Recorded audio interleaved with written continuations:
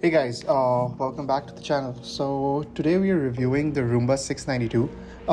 Now we are doing the same cleaning test that we did for the bigger brother J6 Plus, and we have thrown the same amount of debris on both carpets and hardwood floor, and we'll be going through with how it performs. I bought this one last year.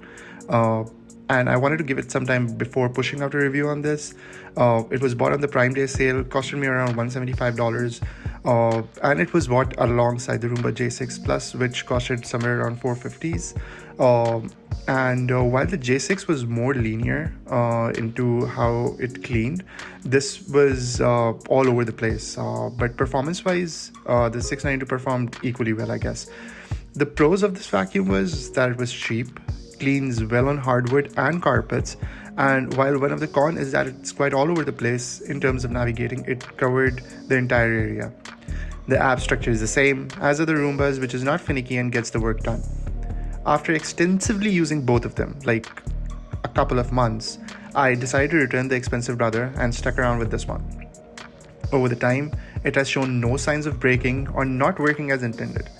Yes, cleaning the dustbin has been, a little hectic. Like after every 2-3 rounds of it cleaning, I have to go ahead and, clean the dustbin out.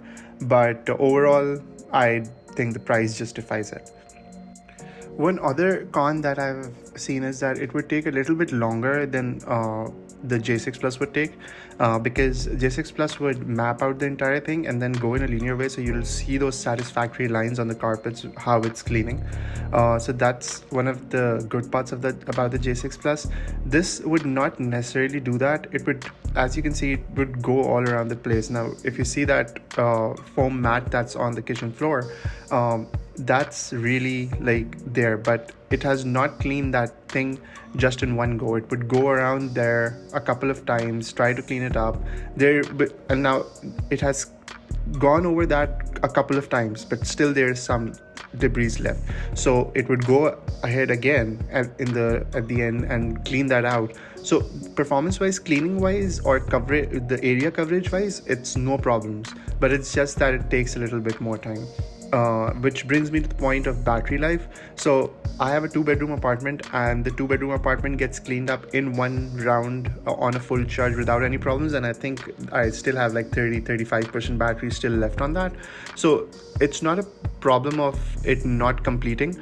One other feature that it has is that it would, if the charge is less or the charge is going down, I think less than 10%, it would come down back to the dock, and it would charge itself and then restart from where it left. So that was one of the good parts.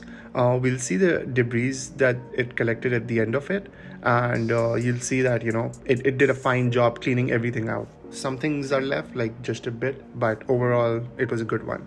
Anyway, thank you for watching. Have a nice one. See you again.